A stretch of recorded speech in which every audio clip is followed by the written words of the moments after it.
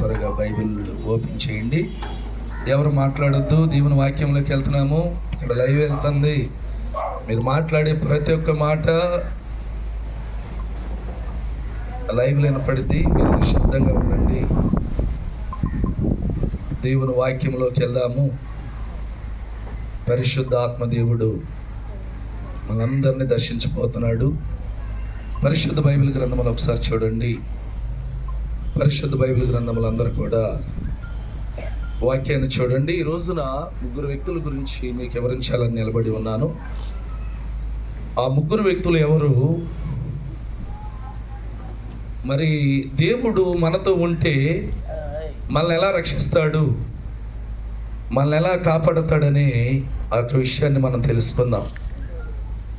ఈ ముగ్గురు వ్యక్తులు కూడా దేవునికి ఇష్టమైన వ్యక్తులు, దేవుని పైన ఆనుకొని బ్రతుకుచున్న బిడ్డలు. దేవునికి స్తోత్రం.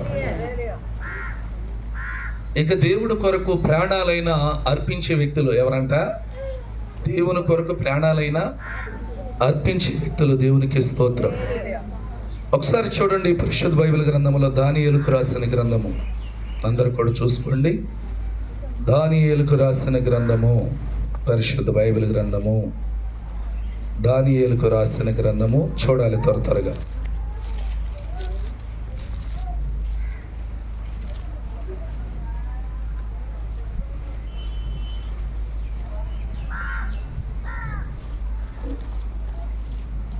దానియేలుకు రాసిన గ్రంథము 3వ అధ్యాయము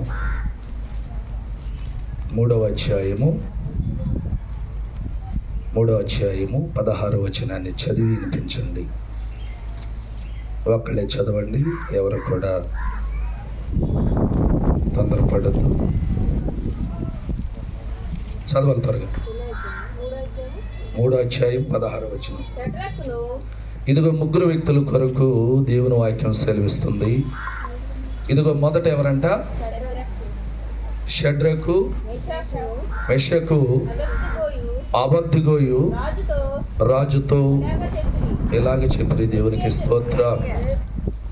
షడ్రకు, మెషకు, అబద్ధిగో ఈ ముగ్గురు విషయాల నుంచి 8 ఆత్మీయ పాఠాలు మనం నేర్చుకుందాం వాళ్ళ జీవితాల నుంచి. దేవునికి స్తోత్రం. ప్రార్థనకు వస్తాం కాదు, దేవుణ్ణి స్తుతిస్తాం కాదు, ఘనపరుస్తాం కాదు, దేవుణ్ణి ఆరాధిస్తాం కాదు, కానీ ఒక్కొక్క సమయం ఒక్కొక్క సందర్భం మన మీదకి వచ్చి ఇబ్బందుల్లో కూడా మనం ఏం చేయాలంట? నిలబడాలి. గట్టిగా చప్పట్లు కొట్టు.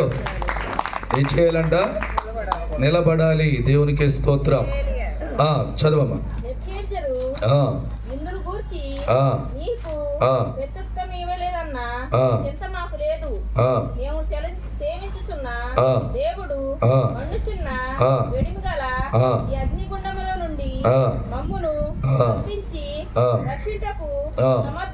చాలు. ఈ రాజుగారు అంటే ఈ ముగ్గురు వ్యక్తులను పట్టుకొని ఆయన ఏం చేస్తాడు తెలుసా? బంధించి తీసుకొచ్చి వారికి ఒక మాట చెప్తున్నాడు. మీరు ఆరాధించే దేవుడు కాదు, కానీ మేము అనుసరించే ఆ యొక్క ప్రతిమని మొక్కమని ఇబ్బంది చేశారు. దేవునికి స్తోత్రం. ఏం చేశారంట? రాజుగారు బలవంతం చేశాడంటే ఎవరిని? షడ్రకు, మెషకు, అబద్ధిగో ఈ ముగ్గురు వ్యక్తులు. ఈ ముగ్గురు వ్యక్తులు ఎలా ఉన్నారంటే దేవుని కొరకు చనిపోతాకైనా సిద్ధపాటుగా ఉన్నారు. బ్రతుకుట క్రీస్తే, చావైతే లాభమే అనుకుంటున్నారు. దేవునికి స్తోత్రం. ఇలాగ వాళ్ళ జీవితాలు ఉన్నాయి. ఒక ప్రతిమను కట్టించి ఆ ప్రతిమకు మొక్కమని తీసుకొచ్చి వాళ్ళు మొక్కనంటే ఆ యొక్క రాజు కోటలోకి తీసుకొచ్చి ఆ రాజుగారు చెబుతున్న మాట, నివేదిని రాజు ఆ యొక్క వ్యక్తి చెప్తున్న మాట ఏంటంటే, ఇదిగో మీరు మొక్కని ఎడల మీకు భయంకరమైన మరణ దండన. దేవునికి స్తోత్రం. మరణ దండన అయినా సరే, మా ప్రాణం పోయినా మేము మా దేవుడికి తప్ప దీనికి మేము సాగిలా పడము. దేవునికి స్తోత్రం అని ఇక్కడ మాట్లాడటం జరిగింది. ఇక్కడ జరిగిన విషయం ఏమిటంటే, మేము సేవించుచున్న దేవుడు మండుచున్న రక్షించుటకు సమర్థుడు. చూసారండి, ఒక అగ్నిగుండము చేయించి రాజుగారు దాన్ని ఆహ్లాదకరంగా మార్చాడంట. అంటే ఎడిమిగలంటే ఏం చేశాడంటే అగ్ని వేడి సాలదని ఒక అగ్నిగుండాన్ని ప్రారంభం చేసి దాన్ని ఎక్కువగా రాజు పెట్టాడంట. అగ్ని బగ బగ బగ బగ మండుచున్నదంట. దేవునికి స్తోత్రం. మిమ్మల్ని తీసుకెళ్ళి ఈ అగ్నిలో పడివేసి ఈ అగ్నిలో మీరు కాలి బూడిదైపోతారు కాబట్టి మీరు నా మాటలోకి రావాలని రాజుగారు బలవంతం చేస్తున్నాడు వాళ్ళని. ఈ ముగ్గురు వ్యక్తులు అంటున్నారు,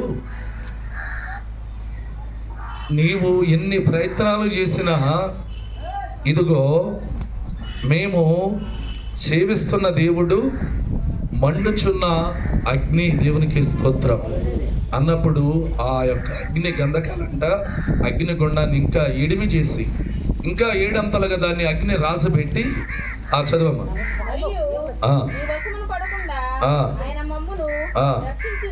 ఏమంటున్నారు వాళ్ళు? నీ వశమున పడకుండా మమ్మల్ని వారు రక్షించను. ఎవరు రక్షిస్తారు? నమ్ముకున్న దేవుడు. గట్టిగా చప్పట్లు కొట్టాలి. ఈ ముగ్గురు వ్యక్తులు మాట్లాడుతున్న మాట అంటే దేవునికి ఎంత మాత్రము ఆరాధన విషయంలో వీళ్ళు తగ్గలేదండి. దేవుణ్ణి ఆరాధిస్తూ గణపరుస్తూ స్తుతిస్తూ దేవుణ్ణి ఆరాధిస్తున్న ఈ బిడ్డలు మాట్లాడుతున్న మాట. ఈ షడ్రకు మెషకు వాళ్ళు రాజుగారు చెప్పిన ప్రయత్నములు ఏమాత్రము కూడా మరి ముందుకెళ్ళమోకుండా దేవుడి విషయంలో నిలబడి ఎంత ఒత్తిడైనా ఎంత బాధ అయినా మేము తట్టుకుంటామని వాళ్ళు మాట్లాడుతూ ఎలాంటి ఒత్తిడి వచ్చినా దేవునికి మాత్రం ఆరాధన చేసే విషయంలో వాళ్ళు ఆపలేరు. ఏంటంట, దేవుని బిడ్డలకి ఒత్తిడి వచ్చింది, ఇబ్బందులు వస్తాయి, మెడ మీద కత్తి వచ్చింది, ప్రాణం పోయే పరిస్థితులు. వాళ్ళు ఏమనాలి? మీరు చెప్పండి. మనమైతే ఏం చేస్తామని సూచించలేము. మెడ మీద కత్తి పెట్టి నీ ప్రాణం పోతుందిరా బాబు, ఆ పని చేయమంటే ఏంటి, బ్రతుకుంటే బొలుసాకులైనా తిని బ్రతకగలుగుతామని అవసరమైతే అన్ని పక్కన పెట్టేసి దేవుడు ఏది లేదని మనం ప్రయత్నం చేస్తాం. వాళ్ళు ఏం చేశారు తెలుసా? ఒత్తిళ్లను కూడా, ప్రాణం పోయే పరిస్థితుల్లో కూడా మా దేవుడికి తప్ప మేము ఎవరికి తల వంశము రాజీ పడమని విశ్వాసంతో నిలబడారు. గట్టిగా చప్పట్లు కొట్టాలి. మొదట ఏం చేశారంటే వాళ్ళు దేవునికి ఎంత మాత్రం ఆరాధన ఆపలేదు, ఆరాధన చేస్తానే ఉన్నారు. షడ్రకు మెషకు అబేద్నెగోలు వీళ్ళు ముగ్గురిని తీసుకెళ్లి దేంట్లో వేసారంట? మండుచున్న అగ్నిగుండములు వేసి అగ్నిగుండాన్ని ఆహ్లాదకరంగా మార్చారు. దేవునికి స్తోత్రం. రెండో విషయం 3వ అధ్యాయం 17వ వచనం చూడమ్మా. 3:15 వచనం. 3వ అధ్యాయం 17వ వచనం. దేవుని పైన సంపూర్ణమైన విశ్వాసం కలిగి వాళ్ళు ఉండారు. మనము కూడా ఏం చేయాలంట? సంపూర్ణమైన విశ్వాసం కలిగి ఉండాలి. రెండో విషయం చదువు.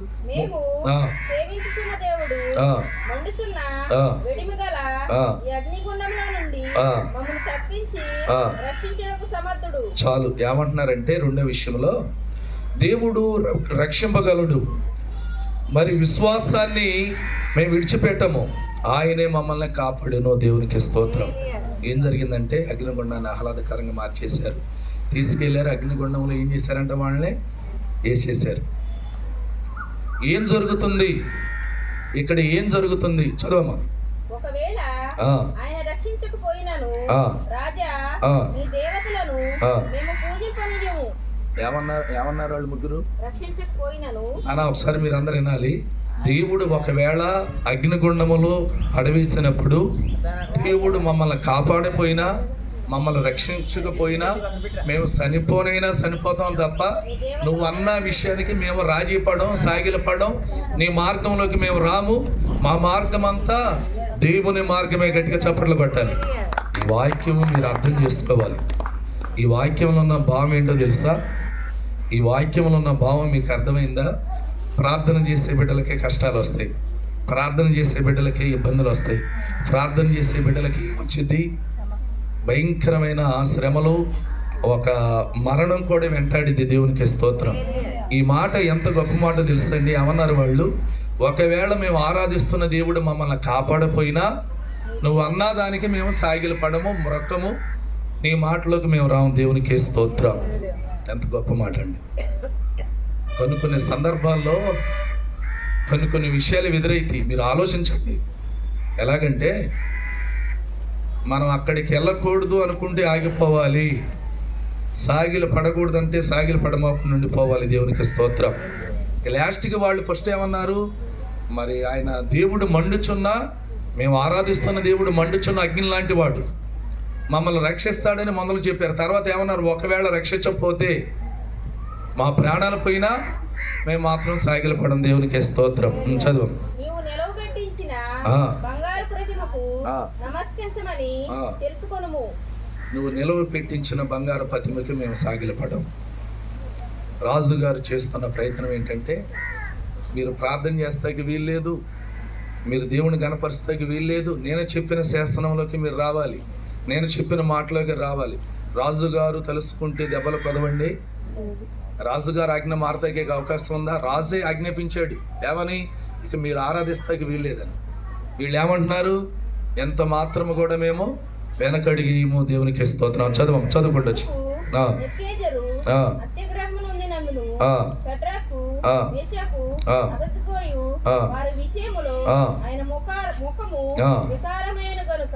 రాజు గారికి కోపం వచ్చింది. ఒకసారి చెప్పాడు, 2 సార్లు చెప్పాడు. ఎంత చెప్పినా వీళ్ళు ముగ్గురు ఇంటలేదు.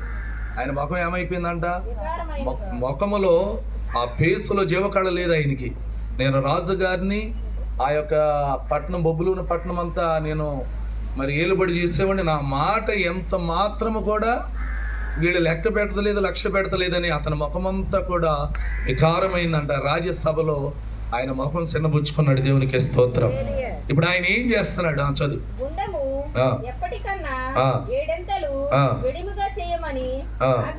ఏం చేశాడంట, మామూలుగా ఉన్న అగ్నిగుండాన్ని 7 అంతలుగా ఎడిమి చేయమన్నాడు. ఎడలపు చేసి అగ్ని రాసబెట్టి ఇంకెక్కువగా ఏం చేయాలి, అగ్ని వీటెక్కాలి. దేవునికి స్తోత్రం. ఇంకా దాన్ని 7 అంతలుగా ఎడిమి చేశాడంట. అలాగేస్తే ఖాళీ బూడిద అయిపోయిక నామరూపాలు ఏమోకుండా ఏమైపోవాలి, ఇక బూడిద కూడా దొరుకుతాక అవకాశం లేకోకుండా రాజుగారు భయంకరమైన ప్రయత్నం చేశాడు. రాజుగారు కోపం వచ్చేసింది, ఆజ్ఞ చేశాడు ఏమని, ఆ యొక్క అగ్నిగుండాన్ని 7 అంతలుగా మీరు పెంచండి, దాన్ని వెడిమి చేయండి, దాన్ని అగ్ని రాజబెట్టండి అని ఆజ్ఞ ఇచ్చినప్పుడు ఏం జరుగుతుంది? చదువు.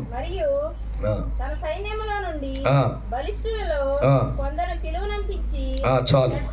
తన సైన్యములో ఆరితేరిన వారు, పైల్మాన్లు, యుద్ధ వీరులు, యుద్ధ రంగములో సులుసూత్రముగా చేయగలిగిన వారిని ఎంతమంది అంటే వాళ్ళు కొందరిని పిలిపించాడంటే, ఆ యొక్క సైన్యములో ఉన్నవారు ఇక వాళ్ళే బలిష్ఠులు. అర్థం చేసుకోవాలి మీరు.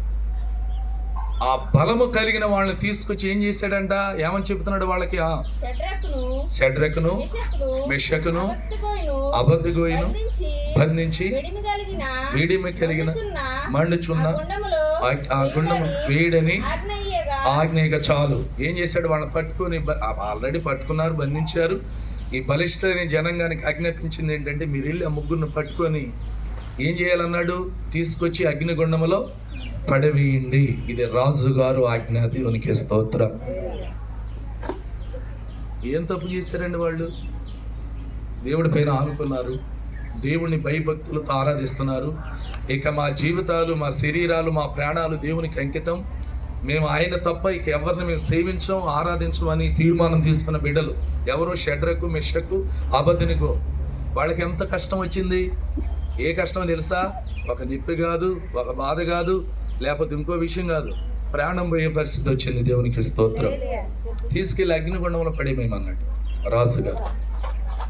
ఈ బలిష్ఠులైన జనులు వెళ్ళి పట్టుకొని అగ్నిగుండంలో పడివేస్తాకి వెళ్ళారు. చదువు.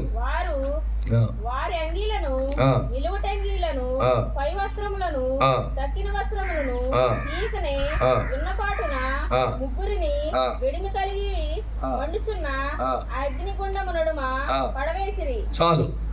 వాళ్ళు ఎలా ఉన్నారు? అంగీలు ధరించుకొని, ఏంటంట, దేవుని సేవకులు, దేవుని బిడ్డలు, దేవుణ్ణి ఆరాధించేవారు. ఈ ముగ్గురు పైన వస్త్రాలు తీయకుండా కోపం, రాజుగారు కోపం. ఈ బలిష్ఠులైన జనులకు చెప్తే, బలిష్ఠులైన వారు కొంతమంది వెళ్ళి వారి వస్త్రాలు తీయకుండా పట్టుకొని ఏం చేశారంట, ముగ్గురిని అగ్నిగుండం. ఇక్కడ ఒకటి మీరు ఆలోచించాలి, అగ్ని 7 అంతలుగా ఎడిమి చేశాడు రాజుగారు. ఇక కనీసం అది అగ్నిగుండం అనుకోండి, కనీసం అగ్నిగుండానికి ఎంత దూరం నిలబడితేనే కాలి బూడిదైపోతాం. అలా చేశాడు రాజుగారు. ఎప్పుడైతే ఈ కోపం రగులుకుందో రాజుగారికి, నా మాట ఏమాత్రం వింటలేదు అని ఎప్పుడైతే తీసుకెళ్లి పడివేయమన్నాడో, నుంచున్న ప్రకారముగా ఈ ముగ్గురు వ్యక్తుల్ని వస్త్రాలు కూడా తీమోకుండా తీసుకుని వెళ్ళి ఏం చేశారంట, అగ్నిగుండంలో పడివేశారు. పడివేసిన తర్వాత ఏం జరుగుతుంది, ఇది కావాలి మనకి పాయింట్. దేవునికి స్తోత్రం. చదవం.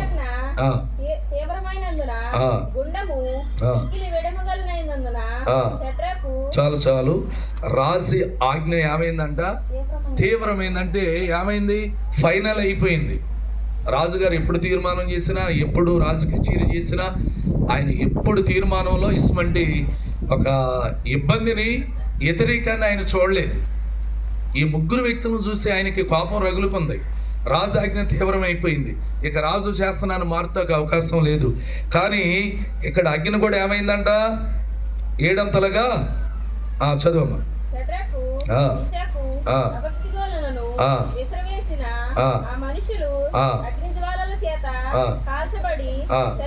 సరి గట్టిగా చప్పట్లు కొట్టు. ఏం జరిగింది మీకు అర్థమైందా? ఈ ముగ్గురు వ్యక్తులను పట్టుకుంటే బలిష్ఠులైన జనులు వెళ్ళారు కదా. ఈ ముగ్గురు ఏం చేశారు, ఈ ముగ్గురిని పట్టుకొని బలిష్ఠులైన జనులంట వాళ్ళని అగ్నిగుండములు విసిరివేస్తాకి వెళ్ళారు కదా. ఈ విసిరివేస్తాకి వెళ్ళిన వాళ్ళు ముగ్గురు, మన విసిరివేస్తాకి వెళ్ళిన ఈ యొక్క బలిష్ఠులైన జనులందరూ కూడా ఏమైపోయారంట, కాలి బూడిదైపోయారు. గట్టిగా చప్పట్లు కొట్టండి. అగ్నిలో ఉన్నది ఎవరు? వాళ్ళు ఒక మాట అన్నారు, మీరు ఆలోచించలేదు. మేము సేవించుచున్న దేవుడు మండుచున్న అగ్ని. గట్టిగా చప్పట్లు కొట్టు, గట్టిగా చప్పట్లు కొట్టు. దేవునికి మహిమ కలగాలి. మండుచున్న అగ్నిని సెలవిచ్చారు. వాళ్ళు చెప్పిన మాట నెరవేర్చబడింది. ఎప్పుడైతే ఈ బలిష్ఠులైన జనాంగము మరి షడ్రకు మెషకు అబేద్నెగోలను విసిరివేసి ఆ మనుషులు అగ్ని మరి జ్వాలల చేత కాల్చబడి చనిపోయిరి. విసిరేశారు అగ్నిలో.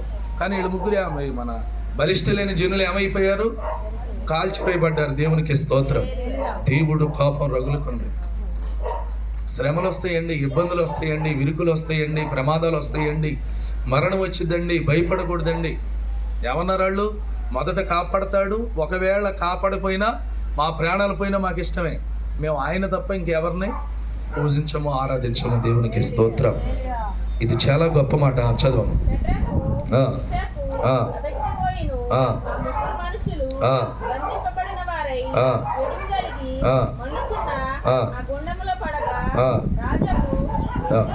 చాలు. ఇక్కడ దేవుని వాక్యం ఏమైనా సెలవిస్తుందంటే, షడ్రకు మెషకు అబేద్నెగోలు ఆ ముగ్గురు మనుషులు బంధింపబడిన వారై ఎడిమి కలిగిన మండుచున్న అగ్నిగుండములో పడగా ఏమైపోయారు, వీళ్ళు ముగ్గురు పడిపోయారు. ఈ యొక్క బలిష్ఠులైన జనాంగం కాలిపోయారు. అగ్ని విడిమైపోయిందంట, ఏడంతలుగా మండుచున్నది. దేవునికి స్తోత్రం. చదవండి.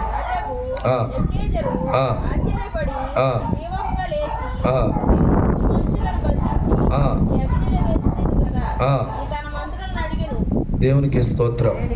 ఇక్కడ రాజుగారు ఏమంటున్నాడంటే, ఆశ్చర్యపడ్డాడు. తీవ్రముగా లేచి, మేము ముగ్గురు మనుషులను బంధించి ఈ అగ్నిలో వేసితిము కదా, తన మంత్రుల్ని అడిగాను. ఏమంటున్నాడు రాజుగారు, ముగ్గురిని మనం అగ్నిలో వేసాం. మంత్రిని అడుగుతున్నాడు, తన శక్తి కింద మంత్రిని రాజుగారు అడుగుతున్నాడు, ఏం జరిగింది, ఏం జరుగుతుంది, నాకేం అర్థం కావట్లేదు మంత్రి అని రాజుగారు అడుగుతున్నాడు. దేవునికి స్తోత్రం. చదువు.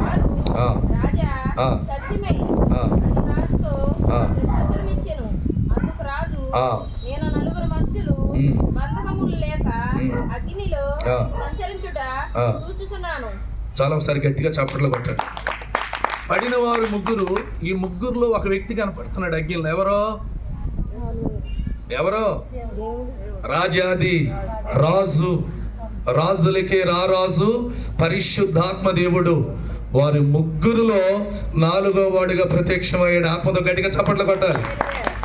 ఆ అగ్ని వేడంతలై మండుచుండినను, ఆ అగ్ని వేడంతలై మండుచుండినను, ఆ అగ్ని బలము చల్లారి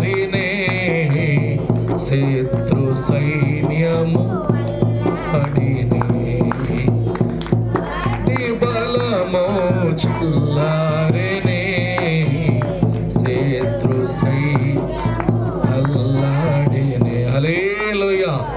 ఆ యొక్క దేహాలను కూడా తాకలేదంట. దేవునికి స్తోత్రం. రాజుగారు అవాక్ అయిపోయాడు. పడివేసింది ముగ్గురు. 4వ వాడు ప్రత్యక్షమయ్యాడు. అగ్నిలో ఇంకొక వ్యక్తి కూడా వాళ్ళ మధ్యన తిరుగుతున్నాడు. ఇదేం జరుగుతుంది ఇక్కడ? దేవునికి స్తోత్రం. రాజుగారు పుట్టి పెరిగిన తర్వాత ఎన్నో తీర్మానాలు చేశాడు, ఎన్నో రాజు కచేరీలు చేశాడు, కానీ అసమంటి విషయాన్ని ఎప్పుడు కూడా చూడలేదు. దేవునికి స్తోత్రం. ఇక్కడ మనం ఒకటి ఆలోచించాలి. వాళ్ళు అగ్నిలో పడిపోయారు, చనిపోయే పొజిషన్లోనే ఉన్నారు. వాళ్ళు ఏం చేస్తున్నారు?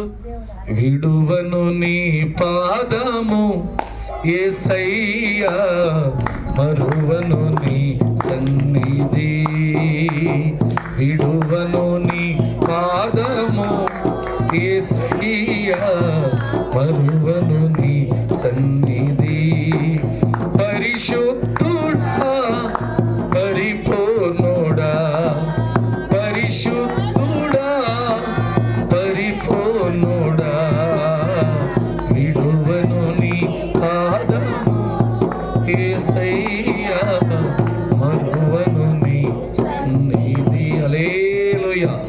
ప్రాణమైపోయినా, కాలిపోయినా, బూడిదైపోయినా నీ పాదాలు మేము విడవము. దేవునికి స్తోత్రం. అందుకు రాజుగారు ఆశ్చర్యపడ్డాడంట. 4 వ్యక్తులు తిరుగుతున్నారు. కలవరం మొదలైంది. వేసిన 3 వ్యక్తులు ఇంకొక వ్యక్తి ఎవరని మంత్రిని అడుగుతున్నాడు. చదువు. వారికి హాని ఏమీయు కలుగలేదు. 4వ వాని రూపము దేవతల రూపము పోలినదని వారికి ప్రత్యుత్తరం ఇచ్చెను. దేవునికి స్తోత్రం. 4వ రూపము దేవతల రూపమును పోలి ఉన్నదని వారికి ప్రత్యుత్తరం ఇచ్చెను. ఇక్కడ దేవుని వాక్యం సెలవిచ్చుచున్నది. మొదట వాళ్ళు మాట్లాడిన మాట, మండుచున్న అగ్ని కలిగిన దేవుడు వారిలో ప్రత్యక్షమయ్యాడు. అగ్నిగుండములు ఆయన ఆహ్లాదకరాన్ని దేవుడు ఆ యొక్క అగ్ని బలాన్ని సల్లార్చాడు. దేవునికి స్తోత్రం. బలిష్ఠులైన జనులు కాలిపోయారు, కానీ దేవుణ్ణి ఆరాధిస్తున్న బిడ్డలు, దేవుణ్ణి నమ్ముకున్న బిడ్డలు ఆ యొక్క అగ్నిలో అలాగనే ఉండిపోయి ఆరాధిస్తున్నారు. దేవునికి స్తోత్రం. చదువు.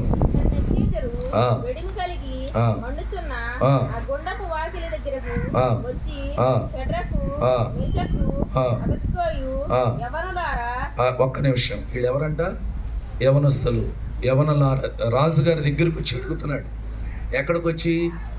ఆ యొక్క అగ్నిగుండం దగ్గరకు వచ్చి రాజుగారు మాట్లాడుతున్నమాట.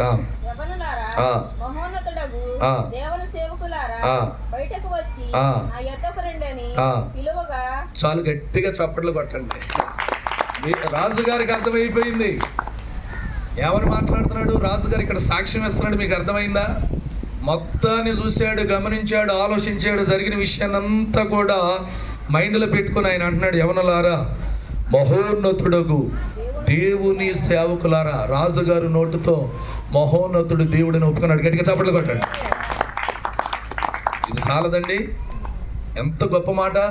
రాజుగారు నువ్వు ఆ దేవుడిని ఆరాధించొద్దు, మరి నువ్వు అసలు సాగిల పడొద్దు, మాకే నువ్వు సాగిల పడాలి, ఆ బంగారు ప్రతిమకే మొక్కాలన్న రాజుగారు అంటున్నాడు, ఇదిగో యవనులారా, మహోన్నతుడగు దేవుని సేవకులారా, బయటికి వచ్చి ఆ యొద్దకు రండి. పిలవగా షడ్రకు, మెషకు, అబేద్నెగో అగ్నిగుండముల నుండి బయటికి వచ్చి గట్టిగా చప్పట్లు కొడదాం. యథార్థమైన మాట అండి. నిలబడతాం నేర్చుకో. ఏ కష్టం నిన్ను ఏం చేయదు, ఏది కూడా నీ ప్రాణము తీయదు. వాళ్ళు ఎవరిని నమ్మారు? ప్రాణం పోతుంది అనుకున్నారా? చచ్చిపోతున్నాం అనుకున్నారా? ఇక బ్రతకం, మన ఇల్లు ఏమైపోద్ది, మన కుటుంబాలు ఏమైపోతాయి అనుకున్నారా? ఏమనుకున్నారు వాళ్ళు? మా దేవుడి కొరకు మేము చనిపోయినా బాధ లేదన్నారు. ఒకవేళ రక్షించకపోయినా ఆనందంగా చనిపోతామన్నారు. దేవుడు విడిచిపెట్టాడా? ప్రాణం పోయే పరిస్థితులు విడిచిపెట్టాడా? విడిచిపెట్టలేదు కదా. ఎవరు చేపట్టుకున్నాడు? షడ్రకు, మెషకు, అబేద్నెగో 3 చేతులు దేవుడు పట్టుకున్నాడు. గట్టిగా చప్పట్లు కొట్టాలి.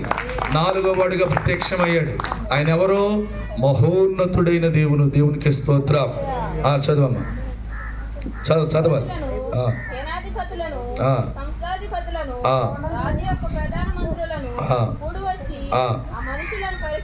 ఏం చేశారంట? అక్కడున్న రాజు కోటలో ఉన్న వారందరూ, సేనాధిపతులు, మంత్రులు అందరూ కూడా వచ్చి ఏం చేస్తున్నారంట?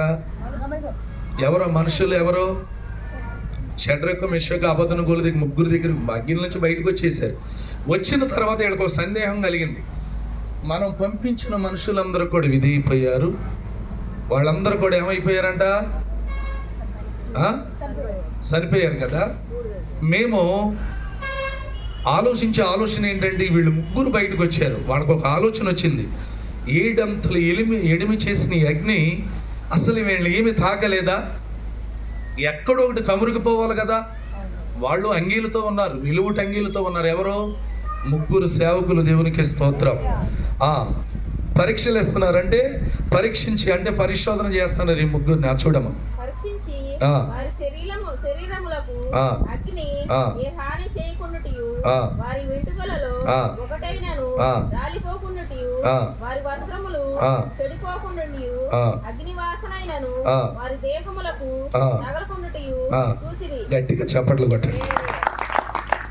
తల వెంట్రుకలు కమ్ముకోలేదంట, వస్త్రాలు చెదిరిపోలేదంట, అసలు ఏమాత్రం చెక్కు చెదరని వారుగా ఉన్నారు. బయటకు వచ్చిన తర్వాత వీళ్ళందరూ అవాక్కైపోతున్నారు. ఎలాగంటే ఏదో ఒకటి అగ్నిలో దిగిన వారు కాలిపోవాలి కదా, కనీసము వారి శరీరాలు అగ్ని ఏ హాని చేయకుండాను, వారి తల వెంట్రుకల ఒక్క వెంటికైనను కాలిపోకుండా ఉండిను. కాబట్టి ఆ వస్త్రాలు చెడిపోకుండా ఉండిను, అగ్ని వాసనైనను వారి దేహములకు తగలకుండా చూచిరి. దేవునికి స్తోత్రం. చాలండి, ఈ మాట మనకు చాలు. ఎందుకనంటే మనం ఆరాధిస్తున్న దేవుడు మహోన్నతుడు, సర్వాధికారి, సర్వశక్తిమంతుడు, స్తోత్రార్హుడు, పూజార్హుడు. నిన్ను విడిచిపెట్టడు. నీ ప్రాణం పోతుంటే ఆయన చూసి ఆనందపడడు. నీ ప్రాణానికి తన ప్రాణం అడ్డేస్తాడు, నిన్ను రక్షిస్తాడు. ఎస్మండి శ్రమ, అగ్ని గుండములు పడవేశారండి, ప్రాణం పోయే పరిస్థితి. ఎవరికి? షడ్రకు మెషకు అబద్ధనగో ఈ ముగ్గురు వ్యక్తుల్ని దేవుడు ఏం చేశాడంట? కాపాడి రక్షించాడు. శరీరమే కానీ, వస్త్రాలే కానీ, తల వెంట్రుకలే కానీ ఏ మాత్రము కూడా ఎక్కడ కూడా ఇంత మాత్రము కూడా కాలిపోకుండా ఉండిను. ఇది చాలా గొప్ప మాట అండి. చదువమ్మా.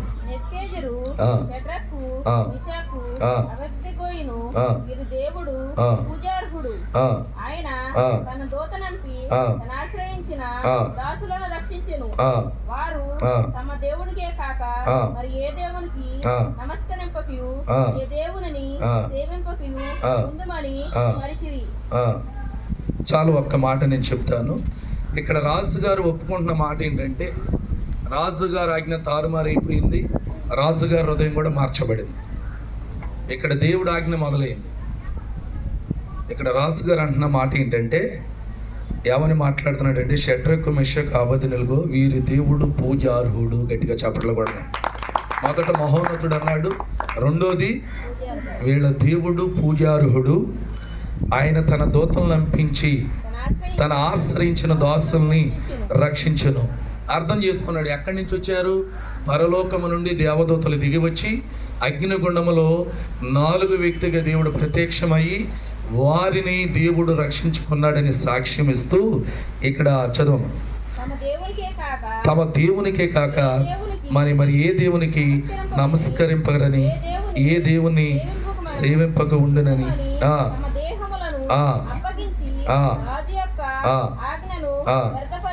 గట్టిగా చప్పట్లు కొట్టుకున్న చాలు. రాజు ఆజ్ఞ అక్కడ ఏమైపోయిందంట? రాజు ఆజ్ఞ తారుమారు అయిపోయింది. ఇక్కడ దేవుడి ఆజ్ఞ ప్రారంభమైంది. రాజుగారు కూడా ఎక్కడికి వచ్చాడు? పూజార్హుడు, మహోన్నతుడు, స్తోత్రార్హుడు. ఇక వీరు ఏ దేవుడికి నమస్కరించరని, రాజుగారు కూడా నేను ఇక ఎవరికి నమస్కరించనని అక్కడున్న భావాలన్నీ తారుమారు చేసి దేవుణ్ణి ఆరాధించే బిడ్డగా రాజుగారు మారాడు. దేవునికి స్తోత్రం. గట్టిగా చప్పట్లు కొడదాం. ఈ యొక్క సమయంలో దేవుని వాక్యం ఏమని సెలవిస్తుందంటే, రాజు యొక్క ఆజ్ఞ వ్యర్థపరిచారు, ఇక రద్దయిపోయింది. ఇక్కడ నేను ఏమంటున్నానంటే, ఈ ముగ్గురు వ్యక్తులు రాజుగారు ఉన్న కోటలో ఉన్న జనాంగాన్ని, సైన్యాన్ని, మంత్రుల్ని, అధిపతులను అందరిని కూడా ఏం చేశారంట? మార్చి వేశారు. దేవునికి స్తోత్రం. ఇది ఎంత కష్టం అనేది మీరు ఆలోచించండి. వాళ్ళు ఏం చేశారంటే, ప్రాణం పోయే పరిస్థితిలో కూడా దేవుడికి తప్ప ఇంకెవ్వరికి మేము తలవంచమన్నారు. మీరు కూడా అదే పొజిషన్లో ఉండాలి. దేవునికి స్తోత్రం. అవునా కదా? ఎన్ని కష్టాలైనా వస్తాయి, ఎన్ని ఇబ్బందులైనా వస్తాయి, ప్రాణం పోయే పరిస్థితులైనా నువ్వేం చేయాలి? నా దేవుడికి తప్ప నేను ఎవరికి నమస్కరించను. దేవునికి స్తోత్రం. ఇక్కడ రాజు ఆజ్ఞ వ్యర్థమైపోయింది. ఆ ఒక 2 మాటలు చదవమ్మ, ముగించుకుందాం. నేనొక శాసనమును నియమించుచున్నాను. ఏదనగా ఇదే విధముగా. ఇదిగో రాజుగారు ఇక ఏం చేస్తున్నాడు? ఆయన ఒక శాసనాన్ని నియమిస్తున్నాడు. రాజుగారికి, రాజుగారి మాటే కదా, రాజుగారు ఒక శాసనాన్ని నియమిస్తున్నాడు. ఇదంతా చూశాడు. మిమ్మల్ని కాపాడింది ఆ దేవుడే, మిమ్మల్ని రక్షించింది ఆ దేవుడే, మిమ్మల్ని బయటికి తీసుకొచ్చింది మీరు ఆరాధిస్తున్న దేవుడే. ఆయన ఎవరో కాదు, మహోన్నతుడు, పూజ్యార్హుడు అని చెప్పిన తర్వాత ఈయన ఒక శాసనం రాస్తున్నాడు.